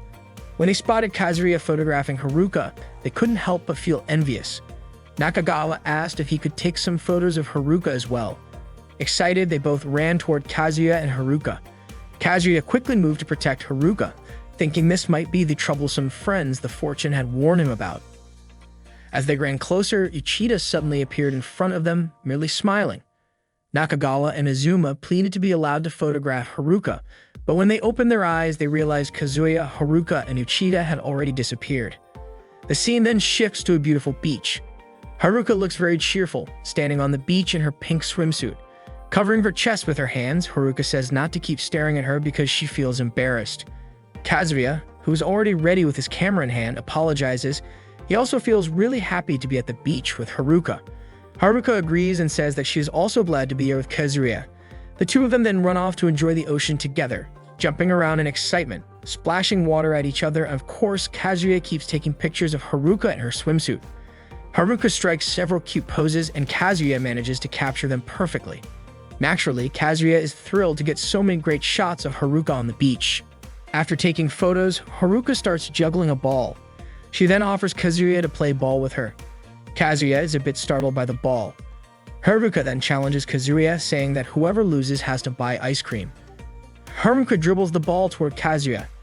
Kazuya is ready to block her and stop the ball. However, he loses focus, his eyes drawn toward Haruka's chest. Kazuya is reminded of a traumatic memory from when he accidentally hurt Haruka with his elbow. Haruka easily gets past Kazuya without any resistance. Of course, Haruka is happy to have defeated Kazuya and immediately demands ice cream. But Kazuya just stands there frozen. He then says he can't play ball anymore. Haruka feels sad and confused, asking why. Kazuya simply responds, "You should know." Annoyed, Haruka grabs Kazuya's hand and drags him to a quieter spot. Haruka then asks if Kazuya is still worried about what happened when they were kids. Kazuya shakes his head, saying he just couldn't move. According to him, they're not kids anymore and can't touch Haruka so casually. Hearing that, Haruka leans against Kazuya, which naturally shocks him. Haruka then says that she can touch him like this, so why does Kazuya think she's too precious? Kazuya lifts his head, unsure of what to say. Haruka then turns around and tells Kazuya to touch her chest. Haruka says she won't get mad. In fact, she wants him to touch her. Haruka wants to prove that she hasn't changed at all, that she's still the same as when they were kids. Of course, Kazuya is confused and asks if it's really okay. Haruka reassures him again. Kazuya nods, gathers his courage, and slowly moves his hand toward Haruka's chest. He touches it. Kazuya steps back when Haruka makes a sound, afraid he was too rough, but Haruka dismisses it and says she's fine.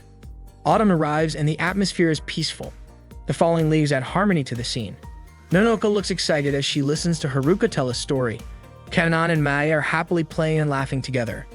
Hikari is busy photographing the beautiful autumn scenery. Meanwhile, Kazuya and Haruka are alone on the rooftop, enjoying a meal prepared by Haruka. That night, Haruka calls Kazuya. Haruka says she can't sleep because she keeps thinking about Kazuya. When she closes her eyes, all she can see is Kazuya's face, and she constantly hears his voice in her ears. So Haruka thought that if she could hear Kazuya's voice, maybe she'd be able to sleep.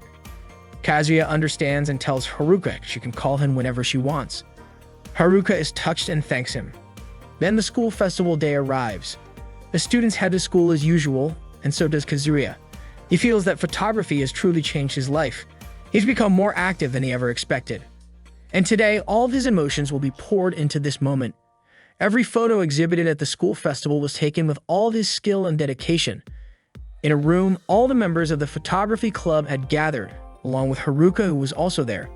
Hiromichi then announced the winner of this year's Miss Photogenic contest. Of course, Haruka was confused about what that meant.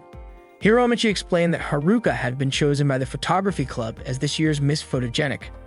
A black curtain was then pulled back. Behind it was a photo of Haruka taken by Kazuya titled Wish. Haruka thought it was a beautiful title, but she felt a little embarrassed to see such a large picture of herself. Then, all the black curtains were lowered, revealing many more pictures of Haruka on display. Haruka became even more confused. Hiromichi explained that he and all the photography club members had done everything they could to capture Haruka's beauty. All the photos were taken in secret, knowing that Haruka might not want her pictures displayed and would probably refuse the Miss Photogenic title. However, Hiromichi hoped Haruka would accept it. Haruka smiled and nodded. Hiromichi and the other members of the photography club expressed their thanks and felt very grateful for her understanding. Later in class, Kanan, Mai, Nonoka, and the other girls opened a cafe and served visitors while dressed in bunny costumes. Many other students came to see the photography club's exhibition and the photo club's displays. Elsewhere, visitors continued to enjoy the school festival. Eventually, the school festival came to an end. That afternoon, Kazuya and Haruka returned to the playground as they usually did. Haruka seemed to really like the bear statue at the playground, commenting that it had been watching them every day. Kazuya then mentioned that Haruka looked very different now, appearing more feminine. However, Kazuya also said that deep down she hadn't changed at all. Haruka responded by saying that she had worked hard to become more feminine. They both sat on the swings together, watching the sunset. They reflected on how much had happened and how they were now spending time together like they used to. Kazuya got off the swing and confessed that ever since they were children, he had always loved Haruka. He repeatedly told her that he loved her. Haruka's eyes filled with tears at this confession, and she said that she was incredibly happy. Haruka also admitted that she had loved Kazuya ever since they were kids, and now her dream had come true. They hugged each other tightly. Kazuya apologized for making Haruka wait so long, but Haruka told him it didn't matter because now they had finally expressed their feelings to each other. Kazuya admitted that he felt foolish for not being true to himself. Then he asked Haruka for permission to kiss her. Haruka was surprised. Kazuya assured her that he would never leave her again. Haruka said that she wouldn't leave Kazuya either. And then they kissed. A flashback scene occurred showing Kazuya and Haruka as children. Kazuya was trying to coax Haruka out of a bear-shaped playhouse, telling her they needed to go home because it was getting late. However, Haruka refused to leave. She said that Kazuya had many friends, so he wouldn't understand. According to Haruka, Kazuya didn't know what it felt like to be left behind. Kazuya promised that he would always stay with her, even if all his friends left. Haruka asked why he would do that. Kazuya hesitated for a moment before mumbling, "Because I love you." Haruka, still inside the bear-shaped playhouse, couldn't hear what Kazuya said clearly. Then Kazuya shouted, "Because I really like you." Haruka heard his declaration. She came out and asked if Kazuya really loved her. Kazuya confirmed it, saying it over and over again until Haruka believed him and felt incredibly happy. Haruka also told Kazuya that they both must like each other because she loved him too. She thought Kazuya was cool and kind. Kazuya blushed in embarrassment. Kazuya then told Haruka that she should be more feminine, like wearing skirts and growing her hair out. According to Kazuya, if Haruka did that, she would make a lot of friends and feel happier, so she wouldn't feel left behind anymore. Kazuya also told her that she was cute. Hearing this, Haruka's face immediately turned red. She felt very flattered because no one had ever said anything like that to her before. Kazuya thought it made sense since, at the time, Haruka was dressed more like a boy. Haruka then asked Kazuya, "If I wear skirts and grow my hair out, will I be even cuter?" Kazuya nodded, confident that she would be. Haruka added, "So if I become cuter, then you'll want to marry me, right?" She promised to work on being more feminine. Haruka confirmed again, telling Kazuya that if she became cuter, he would have to marry her. Kazuya agreed and said that one day he would marry her. Haruka became really motivated and promised that she would try her best to become cuter. Back in the present, Haruka felt that Kazuya had chosen her over everyone else and tried to save her. And now love had blossomed. As long as they were together, they would always create more love. At that time, Kazuya accidentally ran into Miroto while she was practicing at the swimming pool. Kazuya greeted her, and there was also Miss Momoko, who was swimming as well. Kazuya mentioned that he was looking to take some good photos for this year's exhibition. As she got out of the water, Miroto said that taking photos was fine, but you shouldn't take anything weird. Kazuya was confused by what she meant.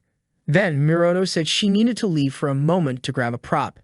Hearing this, Miss Momoko offered to get it since she was older, but Miroto refused, concerned that Miss Momoko might get lost again. Miroto then walked past Kazuya to get the prop. Now Kazuya was left at the pool with only Miss Momoko. He asked if she was learning how to swim. Miss Momoko confirms, saying she was doing it to get credentials for teaching elementary school. The requirement was that she had to swim 50 meters. That's why Miroto was teaching her how to swim. In return, Miss Momoko was helping Miroto with her studies. Miss Momoko wanted to ease Miroto's burden, as she was very busy being the student council president and even had to quit the swim club. Soon after, it started pouring rain. Kazuya ran to take shelter inside the school building. It turned out Miroto was also sheltering there, standing near Kazuya. The two of them were stuck together. Their clothes were soaking wet, and without thinking, Kazuya glanced at Miroto in her wet uniform. Then suddenly, Kazuya snapped a picture of her. Miroto noticed and immediately protested, scolding Kazuya. But Kazuya casually responded with illicit entry, leaving Miroto speechless. Frustrated yet resigned, Miroto reluctantly allowed Kazuya to photograph her. Kazuya then asked her to pose. Of course, Miroto was shocked and reluctant to do it, afraid someone else might see them. But she couldn't do anything about it, so in the end, she posed for Kazuya's camera. Miroto's instincts were right. Hiramiki happened to pass by and saw them. Miroto continued to strike various poses Kazuya asked for, still wearing her wet uniform. Kazuya eagerly snapped photos of her, feeling thrilled to get so many shots of Miroto in her wet uniform. After posing several times, Miroto started feeling strange, noticing that she was getting used to posing like that. The rain finally stopped and the sky cleared up. Kazuya smiled to himself as he walked, holding his camera. He felt lucky, thinking he now had something to use as leverage to make Miroto do something for him. Then, by chance, Kazuya spotted Miroto sitting alone on the school rooftop. Curious, he approached her. Miroto looked deep in thought as she sat there. Kazuya told her that break time was over, so they should be heading back to class. But Miroto said it was fine and asked Kazuya to leave her alone. Surprised, Kazuya asked why. Miroto didn't answer. Instead, she invited him to take a photo of her as the student council president skipping class on the rooftop. She joked that it would make great blackmail material. Hearing that, Kazuya felt sad. He asked why Miroto was acting differently, not like her usual self. Then, with a bit of anger, Miroto told Kazuya to leave her alone. Kazuya refused to leave, though. Instead, he grabbed Muroto's hand and pulled her along. Muroto was confused about why Kazuya was doing this. They eventually ended up at the back wall of the school. Kazuya told Muroto that her way of skipping class wasn't quite right. Skipping in a place like the rooftop wasn't fun. Muroto was surprised and confused by Kazuya's words. She asked him, "What's the right way?" Kazuya said they should do something more exciting than just an illicit entry. They were going to do an illicit exit. Muroto was shocked. Kazuya then crouched down, offering himself as a step for her to climb over the wall. Still stunned, Muroto felt she couldn't do it. Kazuya then promised that if she skipped with him, he would delete all of the photos of her from their illicit entry. Muroto hesitated, confused about why Kazuya was going so far for her. Kazuya then said that Muroto wasn't acting like herself and he didn't like it. He firmly told her to step on his back again. Muroto, feeling touched and with her eyes lighting up, gathered her courage and decided to go through with it. Nakagawa and Azuma accidentally saw them from a distance. They were stunned for a moment, confused by what Kazuya and Muroto were doing. But then Nakagawa and Azuma decided to follow them. Eventually, Kazuya and Muroto arrived at Game Center. Muroto sighed, feeling like she couldn't believe that as the student council president, she was in such a place because she was ditching class. Kazuya tried to calm her down, saying that they were already there, so they might as well have fun. Kazuya then took a photo of Muroto, which of course made her annoyed. He also asked Muroto to pose, which made her suspicious. She started to wonder if Kazuya would delete the photos from her illicit entry, but still use the illicit exit photos he was taking down to blackmail her. However, Kazuya promised he wouldn't do that and asked Muroto to trust him. Muroto believed him and posed for the photos. Afterward, they tried playing some of the games there, and they both seemed to enjoy themselves. Meanwhile, Nakagawa and Azuma were secretly watching them from the game center. After playing, Kazuya and Muroto shared some crepes. Kazuya mentioned that eating crepes while everyone else was studying made it taste even better. Muroto agreed. She then asked what Kazuya really thought of her. Kazuya responded by saying that Muroto was a rule-abiding student council president and one of the most talented students Kuba High School had ever seen. Muroto laughed at that. She said her grades hadn't been that good back then. Naturally, Kazuya was surprised. Muroto explained that while she loved swimming, she didn't enjoy studying. Kazuya then asked why she turned out the way she is now. Muroto told him that she wanted to follow in her father's footsteps to become a doctor, so she had to study hard. She often attended cram school even on weekends, staying there late into the night. Eventually, she graduated at the top of her class, which made her very happy. Muroto admitted that now she was just pretending to be smart. Kazuya then remarked that her grades were still good, but Muroto laughed and said Kazuya would be shocked if he saw her recent final exam results. Muroto confessed that she was exhausted. She had even quit swimming to focus on studying.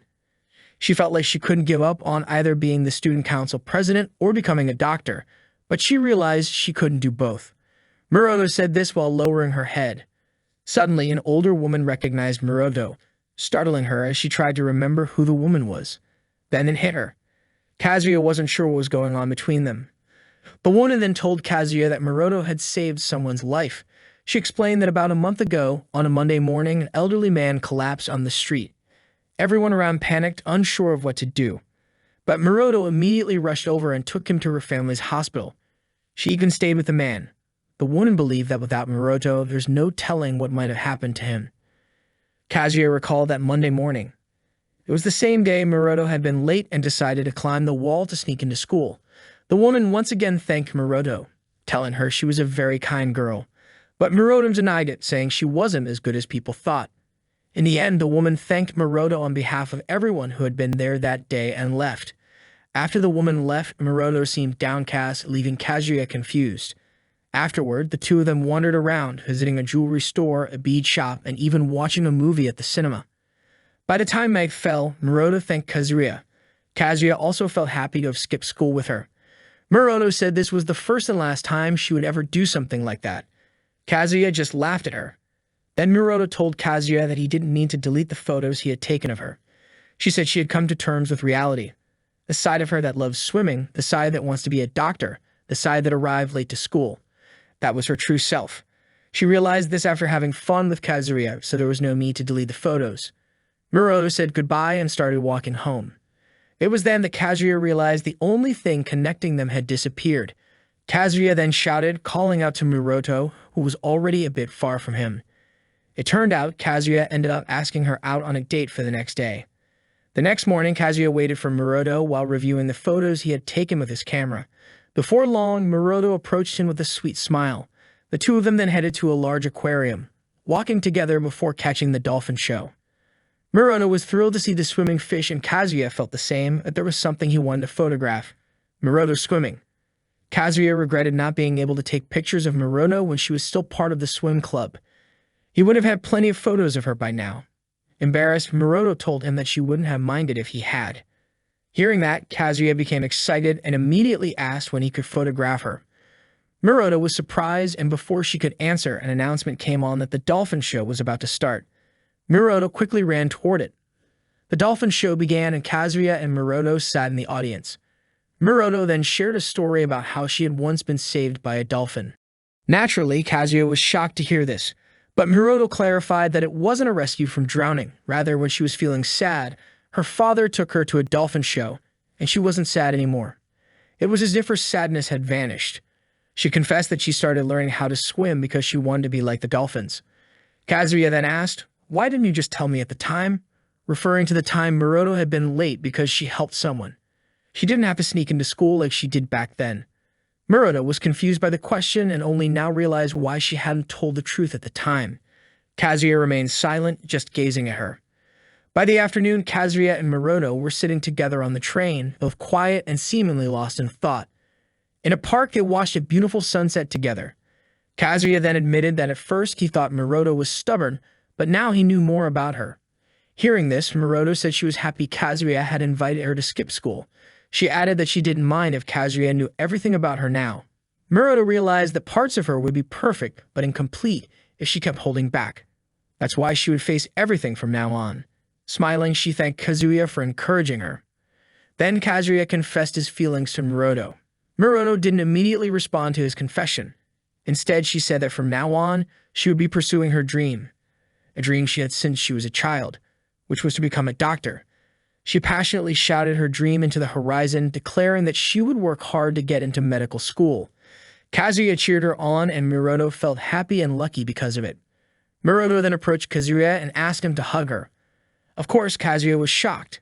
He stood frozen, unable to say anything. Muroto explained that when she was a child, dolphins were enough to lift her spirits, but now she wasn't a child anymore. Gathering his courage, Kazuya, with a flushed face, embraced Muroto. At that moment, Kazuya told her again that he loved her. Muroto replied that she loved him too. Kazuya hugged her even tighter and promised to stay with her until she graduated. Whispering, Muroto asked Kazuya to kiss her gently. Kazuya did so, and they shared a tender kiss. Kazuya once again encouraged Muroto, saying he was certain her dream would come true. The next day at school, Kazuya was heading down the stairs when he got a text on his phone.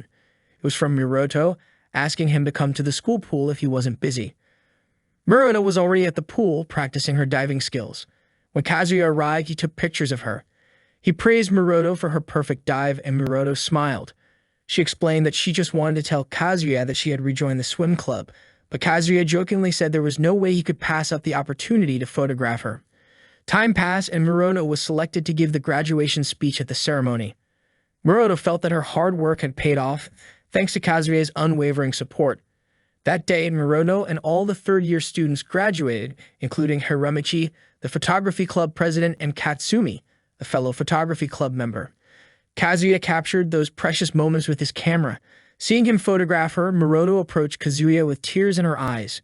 She felt that Kazuya was the only one who could truly see her for who she was and make her smile. That afternoon, Kazuya was at the school cafeteria during lunch break. He was holding his camera, scanning the surroundings for a good photo opportunity. Accidentally, Kazuya noticed Hikari eating a burger by herself, and he wanted to take a picture of her. Hikari realized that Kazuya was secretly trying to snap a photo of her. She called him out, accusing him of being a stalker. Of course, Kazuya defended himself, saying that Hikari was being too harsh by calling him a stalker. Hikari then asked why he was following her if he wasn't a stalker. Kazuya explained that it was because she made a good photo subject. He then told her that she didn't know how to eat a burger properly. Hikari didn't care, saying that it was because her mouth was small. Kazuya then showed her the correct way to eat a burger by squishing it with his hands. Hikari said that doing so went against her sense of aesthetics. Kazuya teased her, pointing out that she shouldn't say that when she had sauce on her cheek. Kazuya continued, then opened his mouth wide and ate the burger in one bite. Hikari just stared at him in surprise. However, she eventually tried it herself and ate her burger that way. The next day arrived, and the teacher was giving a lesson at the front of the class. Everyone was listening intently except Kazuya, who was pretending to frame the teacher in his hands as if he were photographing her. When the teacher turned around, Kazuya pretended to listen, and his eyes wandered to the window, smiling as he saw Hikari playing catch with other girls. After class ended, Kazuya headed to the shoe locker area, where he ran into Hikari, who was putting her shoes away. Kazuya greeted her, but Hikari seemed busy and ignored him. Kazuya then mentioned that he wanted to take her picture. Surprisingly, Hikari didn't mind. She thought to herself that Kazuya really did love photographing people. Kazuya also knew that Hikari liked taking pictures of everything except people. They then went outside, and Kazuya began snapping photos of Hikari in various poses. Hikari commented that Kazuya should be taking pictures of prettier and cuter people than her. Kazuya replied that wasn't the point of photography and continued taking her pictures. He then said he wanted to capture her smile just once. Hikari firmly refused, saying she didn't want to. Kazuya, confused, asked if she didn't like smiling. As she walked away, Hikari said she also didn't like being photographed. Kazuya could only stand there, watching her leave. Then Nakagawa and Azuma suddenly appeared, teasing Kazuya, saying it looked like he was in big trouble now. Kazuya thought about it and realized they were right. He had never seen Hikari smile.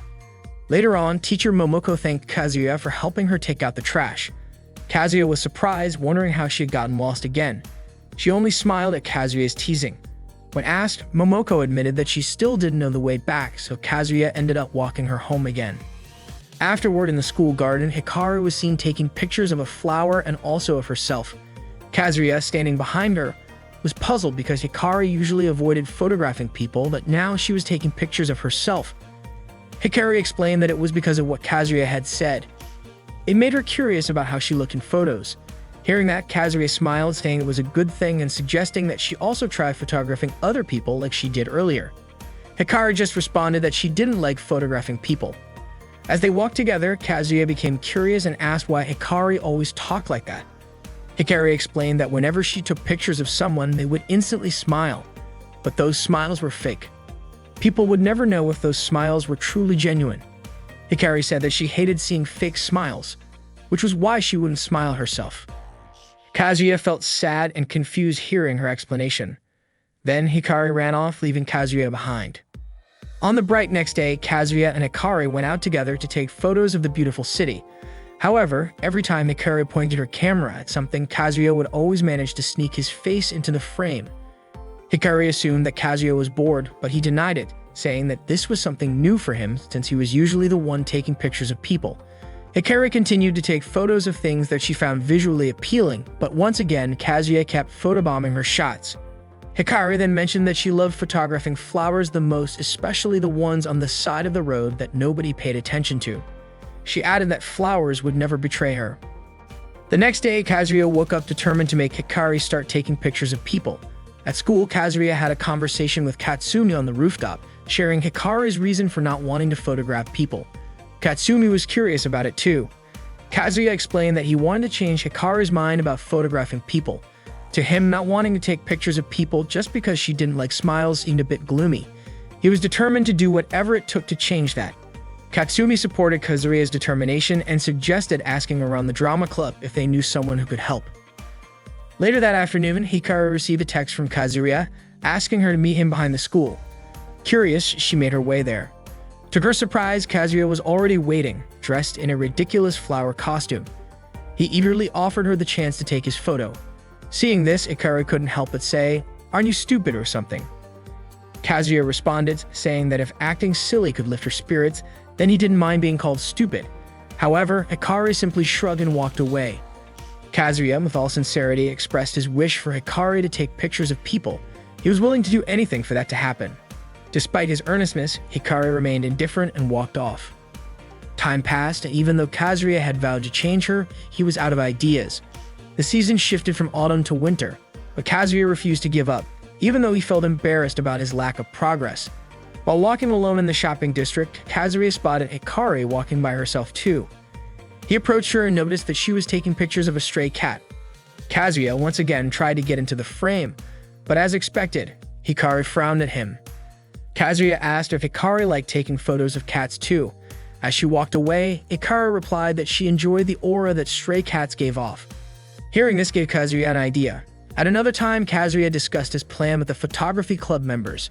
He wanted to involve the club in his new plan. Kazuya mentioned that they would need some costumes, but Shida, who was present, said that she knew someone who had the costumes Kazuya was looking for. Katsumi also mentioned that she had a contact who worked at an amusement park and had similar costumes. Meanwhile, Hikari, who was sitting in front of her computer, received a message from Kazuya on her phone. He told her that he had found a cute cat near the mall and invited her to come take pictures of it with him. Near the mall, Ichida was seen spraying something on Azuma, who was dressed in a costume. Ichida mentioned that Azuma needed to act just like a stray cat. Nakagawa was already there, hiding in the gutter, while Kazuya, who was also dressed in a cat costume, was stretching to prepare. Ichida fanned the scent of cat food from a grill, attracting the attention of some stray cats. As Hikari approached the scene, she already suspected something strange was going on, especially when she saw Kazuya in his cat costume. Azuma and Nakagawa, who were all set to sneak pictures of Hikari's panties and chest, failed miserably because a bunch of cats surrounded them. Kazuya, who had already put on the cat costume, started acting as if he was a real cat. He rolled around on the street asking Hikari to take his picture, but every time the cat headpiece kept falling off. Kazuya would put it back on and strike a pose, hoping Hikari would take a shot, but instead, Hikari just laughed. She told Kazuya that he should take off the costume because it was dangerous, but Kazuya wasn't ready to give up, so he asked her again to take his photo. He struck another pose in the cat costume, but it seemed like his efforts were in vain. Eventually, he gave up and took off the costume. Hikari just laughed and said at least it was funny. The next day, Kazuya was panting heavily as he ran to meet Hikari at a bookstore. Hikari laughed when she saw him because Kazuya was still carrying the big cat head from the costume he wore the day before. Kazuya explained that he was late because there was no place to store the giant cat head. After riding the train, the two of them arrived at Kuba Amusement Park. They started walking around trying to pick which rides to go on. On one of the rides, Kazuya looked terrified while Hikari didn't seem fazed at all. She remained as stoic as ever. It was the same when they went through the haunted house ride. Hikari didn't seem scared in the slightest. They continued trying out other rides, but Kazuya looked more and more terrified and nauseous with each extreme ride they took. As they walked by a photo booth, Hikari paused for a moment gazing at it, but then turned her head and kept walking. Finally, they got on the Ferris wheel together. Kazuya told Hikari that they'd be able to see Mount Fuji clearly from up there. Hikari agreed, saying the weather was indeed perfect for it. By the time evening rolled around, they were heading back on the train. While walking together, Kazuya said he had a great time, and Hikari admitted it had been a while since she felt that way. Hikari then invited Kazuya to go somewhere she couldn't visit alone. Kazuya agreed, wondering what kind of place it could be. It turned out Hikari brought him to a hill where they could overlook the city's beautiful lights. She explained she didn't want to go there alone at night. Kazuya understood. Hikari asked him to lend her his camera. She placed it on a tripod and aimed it at the sky. Hikari mentioned that the spot was far from the city's bright lights, making the stars appear much clearer. She also asked Kazuya to hold the shutter connected to the camera. They both sat down on a bench and Hikari thanked him for everything. Kazuya responded by saying he didn't really do anything, it was Hikari who won the day. As they gazed at the stars, Hikari admitted that she felt a little scared. She shared that she had a tendency to daydream a lot when she was a kid. She also loved photographing insects and flowers. But since middle school, the other girls in her class started talking to her. She began getting into conversations about fashion and music, but she was never really interested in those things. Hikari started playing around, dressing up, and smiling. She began to understand more and more of what they were talking about. In reality, she was thrilled to have friends for the first time. She tried to fit in with them. But it turned out that to them, Hikari was just some weird girl. They only wanted to hang out to make themselves look better. They kept bossing her around. It made Hikari so frustrated with them that she decided to stop hanging out with them. After that, they started teasing and bullying her. Kazuya thought to himself that what they did was awful. One day, one of Hikari's classmates claimed to have lost their wallet. The wallet was then found in Hikari's bag. She kept saying over and over that she didn't do it, but the teacher seemed to have already accused her from the start. Her classmates really cornered her, and Hikari could even hear their laughter in the classroom. The girls hated her, and the boys started to tease her. Their smiles were different than before. It was as if Hikari could tell what they were thinking. Of course, Hikari felt very sad. Kazuya then asked if that was why Hikari never smiled anymore. Hikari said she no longer trusted smiles. Hearing her story made Kazuya feel upset too. Hikari then said that she did trust Kazuya's smile. She also told Kazuya that it was probably time to release the camera shutter. When they looked at the photo, it turned out to be stunning. Flowers and stars could be seen in the picture. Kazuya thought it looked like heaven. While looking at the photo, Hikari asked Kazuya what he wished for from the shooting star in the sky. Kazuya replied that he loved Hikari's smile. He added that he could count on one hand the number of times he had seen her smile. But Kazuya loved Hikari's smile, so he wished to see it as many times as there are stars or even more than that. That was Kazuya's wish. Hikari blushed when she heard that. She then asked if she could take a picture of Kazuya's smile. Kazuya immediately agreed. Hikari pointed her camera at Kazuya's face and snapped the photo. For her, it was the first time she had taken a picture of someone since she entered high school. After the picture was taken, Kazuya asked what Hikari wanted. Hikari responded that she also wanted to see Kazuya's smile more often. After saying that, Hikari tried to warm her hands by blowing on them. Seeing this, Kazuya held Hikari's hands and put them inside his jacket pocket. Hikari felt warm because of it. Kazuya moved his face closer to Hikari's, and the two shared a kiss under the starlight.